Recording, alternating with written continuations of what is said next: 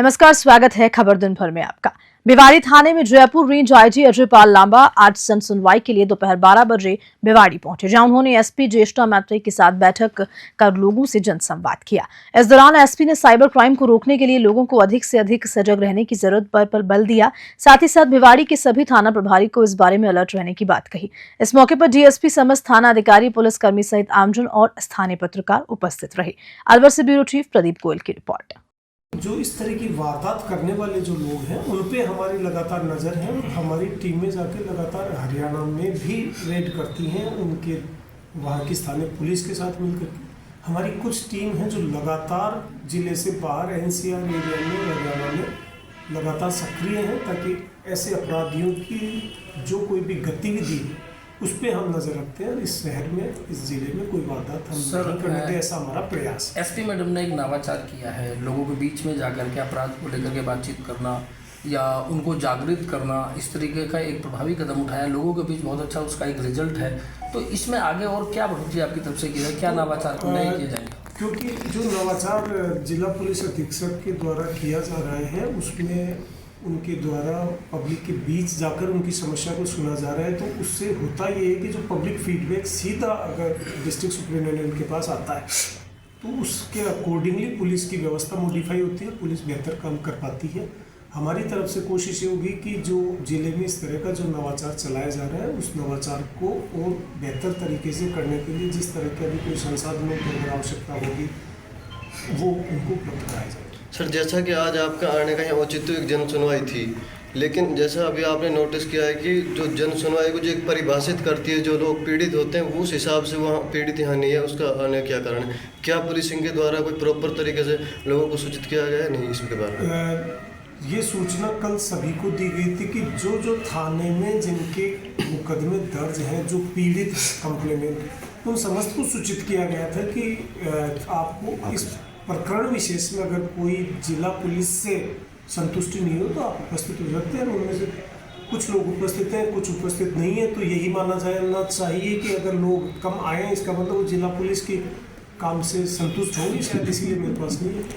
Sir, आखिरी सवाल, SP madam की लोकेशन मामले में बहाल कर दिए कई पुलिसकर्मी, उसके अंदर से जो मुद्दा आज से 2 महीने पहले का जो मुद्दा है उस संबंध में विभाग के द्वारा जो कोई भी लीगल कार्रवाई की जानी थी, उस लीगल कार्रवाई को और उस मुद्दे को बार बार हम उस मुद्दे पर चर्चा नहीं करना चाहते, क्योंकि उस पर जो कुछ भी विभागीय कार्रवाई या लीगल प्रक्रिया है या हो सकता है भविष्य में और कुछ उसमें लीगल कदम उठाए जाए, उस संबंध में कार्रवाई हो जाएंगी, क्योंकि उसी मुद्दे पे बार बार चर्चा करना अनावश्यक रूप से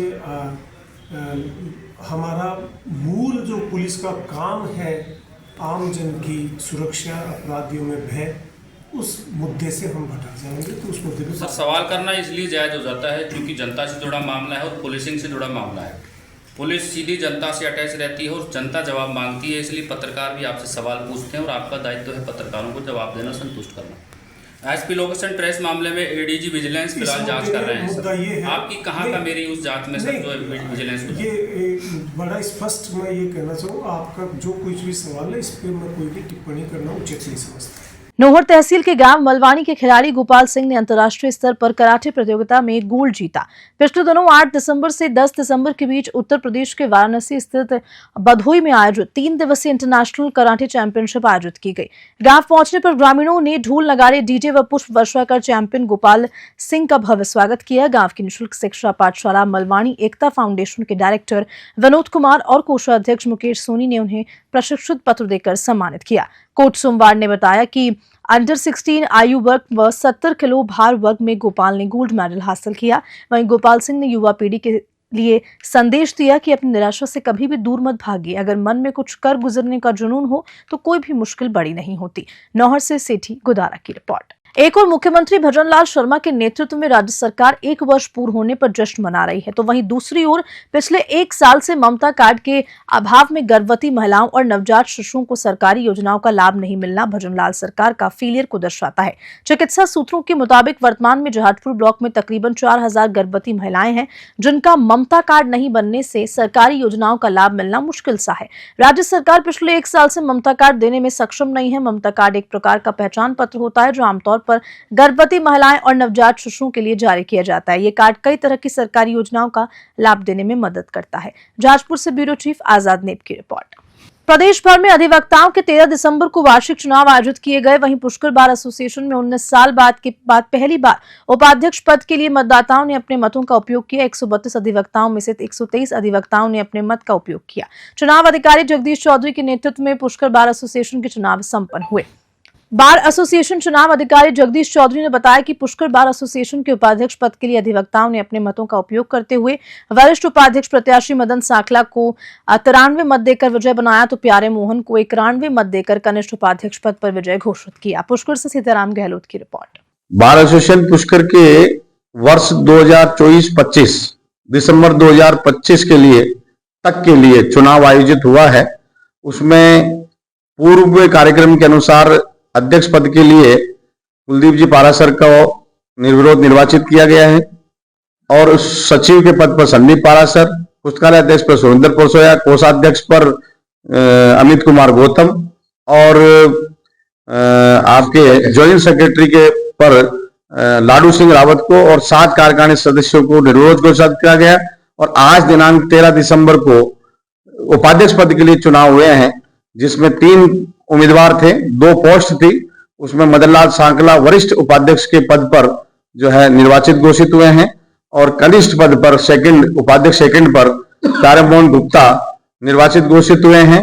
मदनलाल सांखला को 93 वोट प्राप्त हुए हैं, प्यारे मोहन गुप्ता को 91 वोट प्राप्त हुए हैं और मनीष कुमार जांगीर को 41 वोट प्राप्त हुए हैं। इस प्रकार 2 मदनलाल सांखला और प्यारे मोहन गुप्ता को उपाध्यक्ष के पद पर निर्वाचित घोषित किया गया है।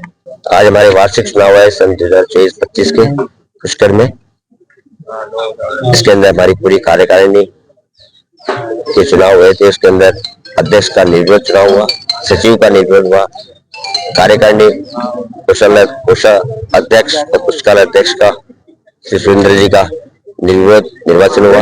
हमारे 2 प्रत्याशी जो उपाध्यक्ष पद के लिए श्री मदनलाल जी सांखला और प्यारे मोहन जी गुप्ता, उन्होंने भी सभी अधिवक्ताओं के सहयोग से अच्छी विजय प्राप्त करी है। हमारा मुख्य ध्येय होगा कि यहाँ पे एक तो चैम्बर्स की व्यवस्था कराने की व्यवस्था रहेगी और अधिवक्ताओं के लिए अच्छी जगह हम जमीन आवंटन करा के अधिवक्ताओं के लिए एक कॉलोनी का बचाव का प्रयास करेंगे। राजस्थान सरकार के शिक्षा मंत्री मदन दिलावर शुक्रवार को जोधपुर पहुंचे। यहां उन्होंने सर्किट हाउस में प्रेस कॉन्फ्रेंस कर भजनलाल शर्मा सरकार के 1 साल का कार्यकाल पूर्ण होने को लेकर जानकारी दी। इस दौरान महंगाई को लेकर पूछे गए सवाल पर उन्होंने कहा कि मध्यम वर्ग खुद को अपग्रेड करने के लिए लोन ले सकता है। इसके लिए बिना गारंटी के 1 करोड़ रुपए तक का मुद्रा लोन भी दिया जा रहा है। और साथ साथ महंगाई कम हुई या नहीं, इसको लेकर मदन दिलावर कोई खास संतोषजनक जवाब नहीं दे पाए। जोधपुर से ब्यूरो चीफ मनोहर सिंह की रिपोर्ट। सड़कों का जाल राजस्थान में लगातार बिछड़ा है। यदि मैं आंकड़े बताऊं, आप तो आंकड़े बताना चाहूं तो वैसे ये सबको आपको देने वाला हूं, फिर भी आप नोट करना चाहें तो सरकार के कार्यकाल में हमने 20,470 किलोमीटर लंबाई की सड़कों का निर्माण किया है, जिसमें 14,669 करोड़ रुपए खर्च किए हैं। 4,350 करोड़ रुपए वे करके 8,868 किलोमीटर नवीन सड़कों का निर्माण किया गया है। 1,575 करोड़ रुपए खर्च कर 306 किलोमीटर राष्ट्रीय राजमार्गों का विकास किया है। 5,043 करोड़ रुपए वे कर 3,568 किलोमीटर की राज्य राजमार्गों मुख्य जिला सड़कों का विकास कार्य करवाया गया है। 3,711 करोड़ रुपए खर्च करके 7,727 किलोमीटर ग्रामीण सड़कों का विकास कार्य करवाया गया है। 2,750 किलोमीटर लंबाई के 6 ग्रीन फील्ड एक्सप्रेस वे निर्माण हेतु डीपीआर तैयार कर ली गई है। एक सड़कों के मामले में ऐसा है, आपने देखा होगा कि जो इन्होंने आयुष्मान कार्ड से चिकित्सा क्षेत्र में आयुष्मान कार्ड से चिरंजीवी कार्ड किया था, उसमें सस्ती लोकप्रियता हासिल करने के लिए उन्होंने कहा कि हम 25 लाख तक का कवरेज देंगे, लेकिन दिया नहीं, दिया किसी को नहीं। अब केंद्र सरकार ने आयुष्मान भारत प्रधानमंत्री जन आरोग्य योजना एवं प्रदेश में संचालित स्वास्थ्य बीमा को दोनों को शामिल कर दिया है। राज्य सरकार के 1 वर्ष के कार्यकाल पूर्ण होने के अवसर पर शुक्रवार को जिला प्रभारी मंत्री और खाद्य एवं नागरिक आपूर्ति उपभोक्ता मामले कैबिनेट मंत्री सुमित गुदारा ने फीता काटकर प्रदर्शनी का शुभारंभ किया। कार्यक्रम में जिला प्रभारी सचिव रश्मि शर्मा, जिला कलेक्टर कानाराम, पुलिस अधीक्षक अरशद अली सहित कई वर्तमान व पूर्व विधायक व जनप्रतिनिधि मौजूद रहे। कैबिनेट मंत्री सुमित गुदारा ने सिविल लाइन स्थित सामुदायिक भवन ने सूचना एवं जनसंपर्क विभाग द्वारा लगाई गई जिला विकास प्रदर्शनी 1 वर्ष परिणाम उत्कर्ष का अवलोकन भी किया। हनुमानगढ़ से विनोद चौधरी की रिपोर्ट। सवाई माधोपुर में अभिभाषक संघ के चुनाव शांतिपूर्ण संपन्न हुए। इस दौरान अध्यक्ष पद पर 164 मतों से उमा शंकर शर्मा चुने गए। उपाध्यक्ष पद का 164 मतों से हनुमान प्रसाद स्वर्णकार को चुना गया। इस दौरान सचिव पद पर 204 मतों से अनुज बेदी को बार एसोसिएशन अभिभाषक संघ ने चुना है। वहीं अध्यक्ष ने कहा कि सवाई माधोपुर कलेक्ट्रेट में वकीलों की कोई प्रकार की समस्या चल रही है, लेकिन इसके समाधान इसे जल्द से जल्द किया जाएगा। साथ ही साथ अध्यक्ष और उपाध्यक्ष सचिव एकजुट होकर अपने अपने कर्तव्य का निर्वहन करेंगे। सवाई माधोपुर से राकेश अग्रवाल की रिपोर्ट। कराएंगे और उनको कहेंगे कि भाई उपलब्ध कराया जाए, जितनी जगह है उसको उपलब्ध कराया जाए। अब हमारे सामने पहली समस्या तो यही है कि आज को वो डेट खत्म हो गई, ये जो वकील बैठते हैं यहाँ ये बिल्डिंग बनाना चाह रहे हैं। राज्य सरकार का 1 वर्ष का कार्यकाल पूर्ण होने के उपलक्ष्य में बांगड़ महाविद्यालय डीडवाना में आयोजनों की शुरुआत हो गई है। जन स्वास्थ्य अभियांत्रिकी मंत्री एवं जिले के प्रभारी मंत्री कन्हैयालाल चौधरी ने राजकीय बांगड़ महाविद्यालय डीडवाना में शुक्रवार को सुबह आयोजित जिला स्तरीय प्रदर्शनी का अवलोकन किया। प्रभारी मंत्री चौधरी ने इस अवसर पर आयोजित भव्य समारोह में जिला विकास पुस्तिका का विमोचन तथा नागौर के पंच गौरव का शुभारंभ भी किया। जिला स्तरीय कार्यक्रम में प्रभारी मंत्री चौधरी द्वारा महाविद्यालय परिसर में कालीबाई भील स्कूटी योजना अंतर्गत 27 स्कूटियों एवं 20 से अधिक बालक बालिकाओं को साइकिल का प्रतीकात्मक वितरण किया गया। डीडवाना से मोहम्मद साकिर की रिपोर्ट। बात करना चाहेंगे, जिला कलेक्टर साहब पूरी कोशिश कर रहे हैं कि डीडवाना कुचामन जो नया जिला है पर्यटन मानचित्र पे इसको जगह मिले। इसके लिए काफ़ी सारे पर्यटन स्थल ऐसे हैं जो देश ही नहीं बल्कि दुनिया तक में अपना अहम स्थान दिला सकते हैं। तो क्या राज्य सरकार इनके इस योजना में पूरा सपोर्ट करेगी, क्योंकि काफ़ी कुछ स्थल है इस जिले में जो पर्यटन स्थल के रूप में विकसित हो सकते हैं अगर सरकार और प्रशासन चाहे तो। क्या कहेंगे आप? देखो, हमारे मुख्यमंत्री जी ने अभी टूरिज्म को एक बहुत बड़ा विजन लेके चले, इसमें भी काफ़ी बड़ा MOU है और उन्होंने तय किया कि हर जिले की एक पहचान होनी चाहिए। वहाँ पे टूरिज्म भी आए, वहाँ पे बच्चे खेल में प्रतिभा भी बढ़े, वहाँ पे ऐसी इंडस्ट्री लगे जो वहाँ की लोकल कोई ना कोई ज़्यादा उत्पन्न हो। जैसे यहाँ पे हम इसबगोल को लिया है कि यहाँ पे किसानों का आमदनी बढ़ाने के लिए ऐसे इसको मार्केटिंग हो। इसबगोल के लिए अपने सेंटर यहाँ से बनाने हैं, इसके लिए किसानों के लिए नवाचार कैसे हो, ये सारी चीज़ ले रहे हैं। यहाँ डीडवाना के अंदर जो हमारे जितने भी पुराने जो मंदिर है, पुराने यहाँ पे धार्मिक स्थल है, उनके वो मानचित्र में रहने के लिए उसके लिए प्रयास है, वो भी हमने लिया है। खेलों के लिए जो हमारा राज्य खेल है बास्केटबॉल, उसके लिए भी हमने तय किया है कि इस खेल को कैसे बढ़ाया जाए। इसके लिए यहाँ पे जो भी सेक्टर बना सकते हैं, इनके लिए कोई अकादमी से लेके इनके लिए जो भी डिमांड हुई थी कि बच्चे जब भी हमारे नेशनल खेलने जा रहे थे कि इंडोर स्टेडियम हो, उसके भी हम काम करेंगे। तो किस तरह से कोई भी चीज़ जाए, अब जैसे नागौर में जाएंगे तो वहाँ पे नागौरी जो मेथी है वो वास्तव में फेमस है, तो उसको किस तरह से इंडिया लेवल पे लाए, किस तरह से लोगों को यहाँ केंद्रित करें। अलग अलग जगह की अलग अलग पहचान है, तो वो हम कोशिश कर रहे हैं। सर, यहाँ पे 8 लाख साल पुरानी मानव सभ्यता के स्थल है, उसको आज तक वो स्थान नहीं मिल पाया है। सरकार चाहे तो अंतर्राष्ट्रीय पर्यटन स्थल बन सकता है, लेकिन आप कोशिश करें तो 100% हमारे जहाँ अभी मैं तो ये केवल डीडवाना की नहीं कर रहा, राजस्थान में जिस भी जिले के अंदर जो हम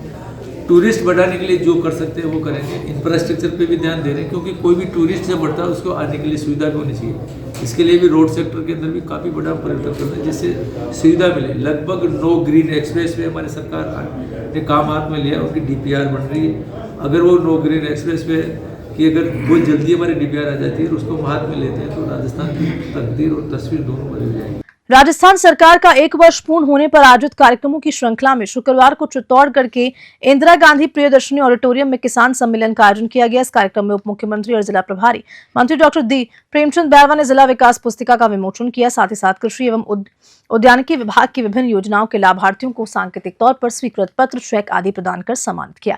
उप मुख्यमंत्री डॉक्टर प्रेमचंद बैरवा ने कहा कि प्रदेश में राइजिंग राजस्थान के अंतर्गत 35 लाख करोड़ से अधिक के निवेश प्राप्त हुए हैं। वहीं चित्तौड़गढ़ जिले में 10,000 करोड़ से ज्यादा के MOU हुए हैं। चित्तौड़गढ़ से अशोक टेलर की रिपोर्ट। रायसिंह नगर से भारतमाला सड़क मार्ग पर गांव 12 टीके के पास सड़क हादसे में सरकारी स्कूल की शिक्षिका गंभीर रूप से घायल हो गई। गंभीर हालत में महिला को राजकीय चिकित्सालय में लाया गया, जहां से महिला को गंभीर चोट के कारण जिला अस्पताल रेफर किया। सूचना मिलने पर थानाधिकारी ईश्वर प्रसाद जांगीर राजकीय चिकित्सालय पहुंचे। अध्यापिका भागवंती पत्नी कुलदीप मेघवाल निवासी 11 टीके राजकीय उच्च माध्यमिक विद्यालय 12 टीके में शिक्षक पद पर नियुक्त हैं। स्कूल में छुट्टी के बाद शिक्षिका घर लौट रही थी। अचानक भारतमाला रोड के पास शिक्षिका की बाइक की कार से जोरदार टक्कर हुई। रायसिंह नगर से राजू शर्मा की रिपोर्ट। श्री विजयनगर बार संघ के चुनाव आज संपन्न हो गए और राम मिलाप बिश्नोई नए अध्यक्ष बने। उन्होंने चुनाव में निकटतम प्रतिद्वंदी इंद्रजीत डाबी को हराया। वहीं बलविंदर कौर कावताड़ा निर्विरोध उपाध्यक्ष निर्वाचित हुए। बार संघ के पदाधिकारियों ने नवनिर्वाचित पदाधिकारियों का सम्मान भी किया और साथ साथ बार संघ कैंपस में चुनाव का आयोजन किया गया, जिसमें श्री विजयनगर के सभी अधिवक्ताओं ने हिस्सा लिया। इस बारे में अधिवक्ता और घायल ने क्या जानकारी दी, आइए देखते हैं श्री विजयनगर से जयकिशन की स्पेशल रिपोर्ट। विजयनगर बार संघ के चुनाव बड़े शांतिपूर्ण तरीके से संपन्न हुए हैं। यहाँ 3 कैंडिडेट थे, रामलाल बिश्नोई, इंद्रजीत डाबी और राकेश जसूजा। कुल 56 वोटर थे, जिसमें 48 वोट पोल हुए हैं। उसमें से रामलाल बिश्नोई को 25 वोट, इंद्रजीत डाबी को 22 वोट और 1 वोट राकेश जसूजा को प्राप्त हुआ है। इस प्रकार रामलाल बिश्नोई बार संघ विजयनगर के अध्यक्ष निर्वाचित हुए हैं। और इसी खबर के साथ बुलेटिन में इतना ही। नमस्कार।